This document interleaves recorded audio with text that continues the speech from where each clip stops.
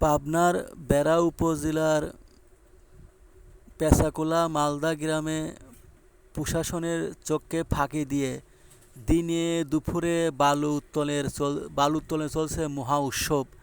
এ যেন দেখার কেউ নেই।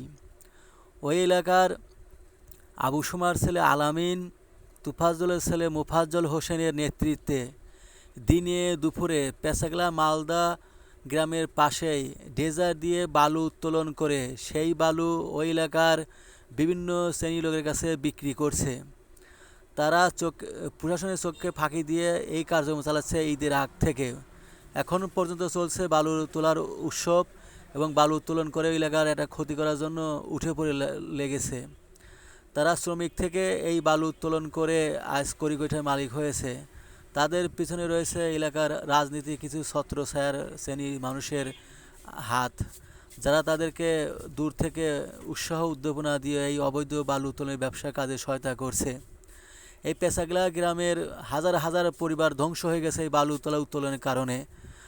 প্রশাসনের দৃষ্টি আকর্ষণ করছে এই বালু উত্তোলন বন্ধ সহ তাদের শাস্তির আওতায় আনা হোক, না হলে এই পেঁচাকোলা গ্রাম ধ্বংস হয়ে গেছে এবং বাকিটুকু ধ্বংস হয়ে যাবে।